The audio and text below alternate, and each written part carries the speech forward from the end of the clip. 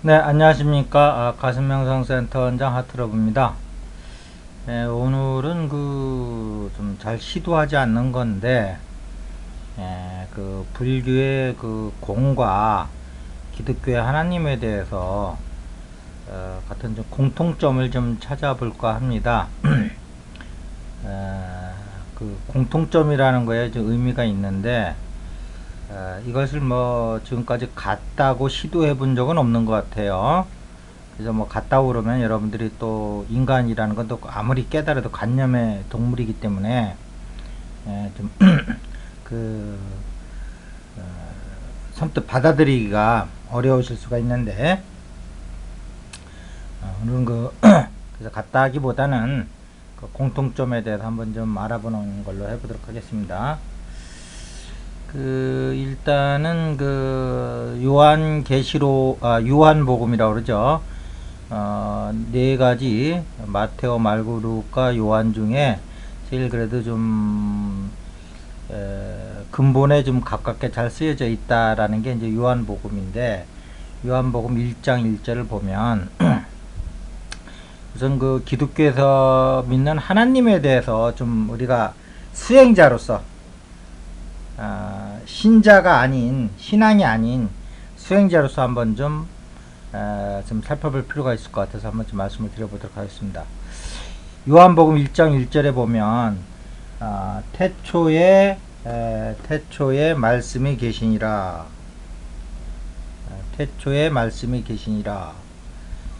이 말씀이 하나님과 함께 계셨으니 이 말씀은 곧 하나님이시니라. 여기서 우리가 여기서 좀 나눠서 생각해. 이렇게 아무런 의미 없이 읽으면 이게 통발이로 그냥 읽어져 가지고 그냥 다 읽어도 이게 무슨 말인지 전혀 알 수가 없어요. 근데 태초에 말씀과 하나님과 구분을 하셔야 돼요. 구분을 했다가 나중에 다시 또 이것이 결국은 하나다라 할 때는 그때는 그때 문제고, 일단은 이것이 처음부터 구분이 안 되면 성경 전체를 놓치게 됩니다.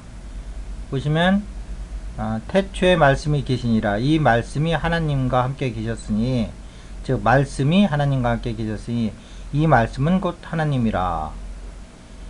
네, 하나님과 말씀이 함께 있었는데 이 말씀이 또한 하나님이라는 거예요. 그러니까 이 말씀이 하나님이고 하나님이 말씀이 처음부터 이런 얘기 할 필요도 없겠죠. 그러니까 이 성격이 두 개가 같으면서도 다른 것이다라고 생각을 하시면 되겠어요. 그가 태초에 하나님과 함께 계셨고, 그가라는 건 이제 말씀이죠. 말씀이 태초에 하나님과 함께 계셨고, 만물이 말씀으로 말미암아 지은 바 되었으니, 지은 것이 하나도 말씀 없이 없이는 된 것이 없느니라. 말씀 안에 생명이 있었으니 이 생명은 사람의 빛이라. 빛이 어둠에 비치되 어둠이 깨닫지 못하였더라. 이렇게 나오거든요. 그래서 여기서 보면 이 말씀이 곧 이 쭉 내려가다 보면 이게 이제 그리스도라는 거예요. 이 요한복음에서 얘기하는 거, 그게 또한 예수를 얘기하는 거고, 예수님을. 그래서 이 얘기는 태초에 말씀이라고 표현하기도 하고 그리스도라고 하시는 그 말씀이, 그리스도가 하나님과 함께 계셨으니 이 그리스도는 곧 하나님이시라. 이렇게 해석을 해야 돼요. 그리스도가 태초에 하나님과 함께 계셨고, 근데 이제 우리는 예수를 그리스도라고 이제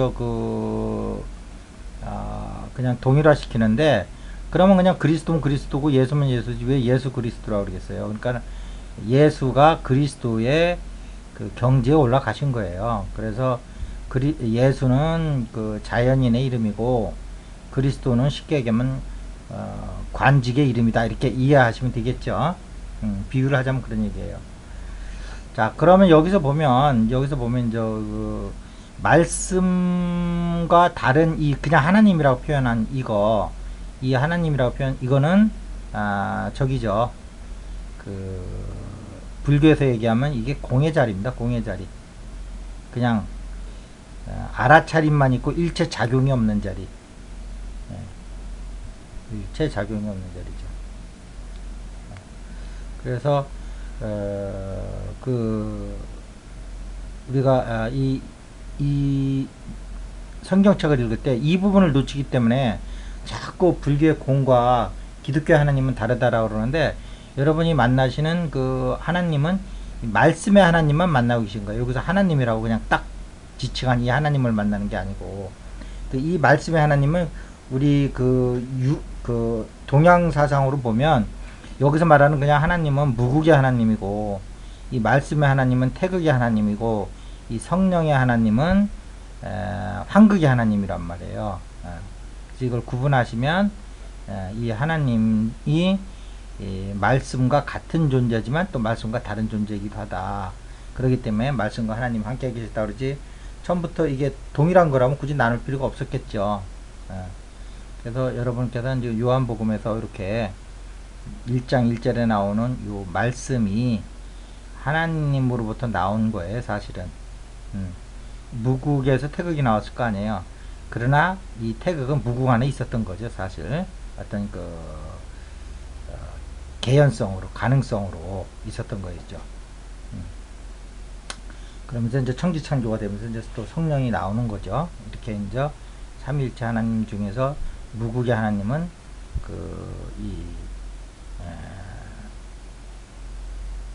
불교의 공과 같은 것이다, 이렇게 생각하시면 되겠어요.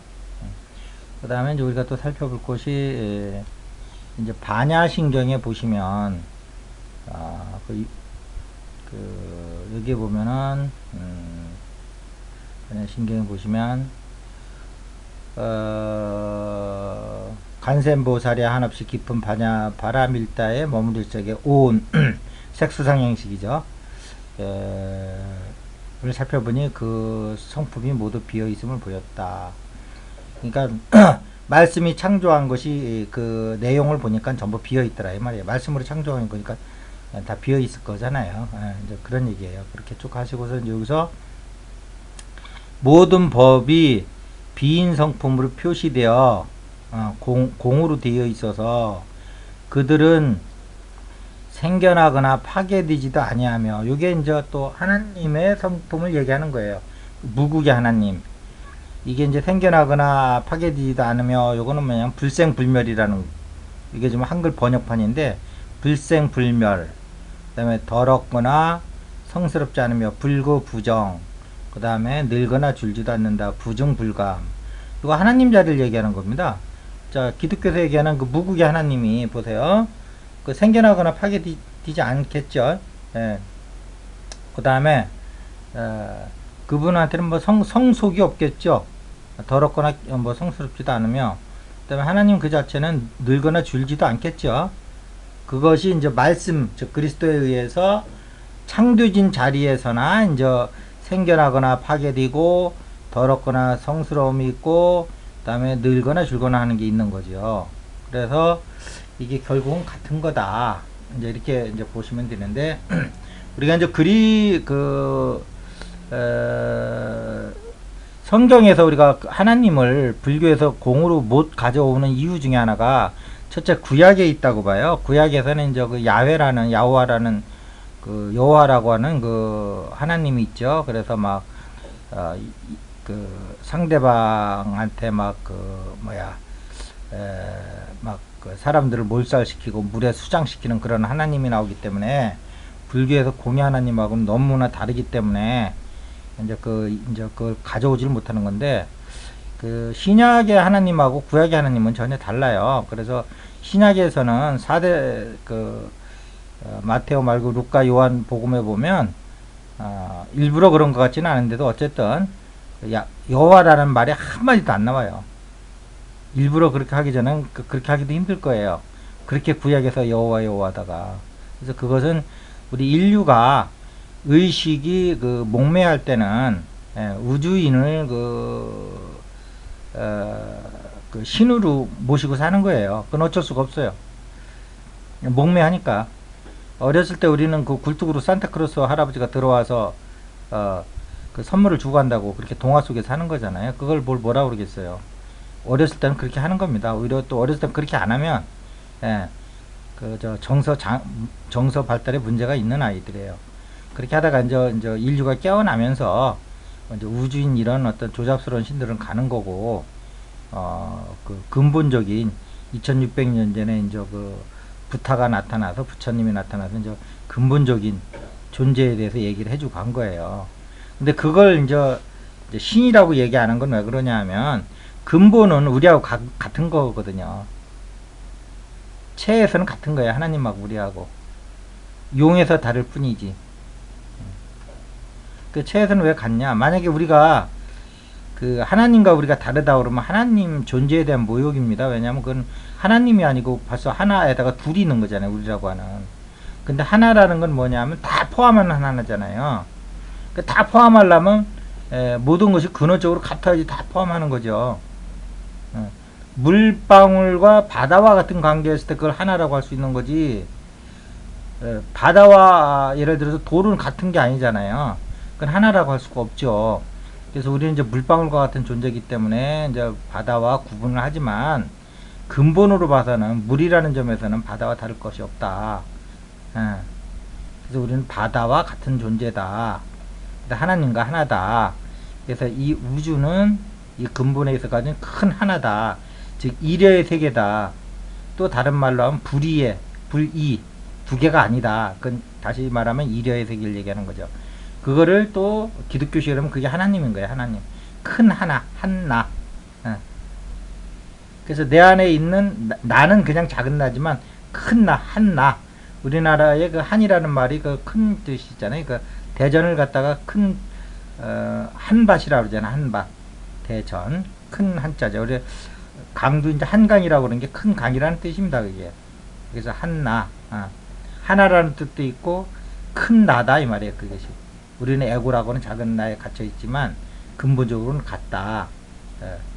근데 그 자리가 기독교에서 굳이 얘기하면 그 요한복음에 말씀 이전의 하나님, 물론 말씀과 그 원래 있던 하나님과를 구분질 수는 없는 거지만 우리가 개념적으로는 구분질 수 있는 거잖아요.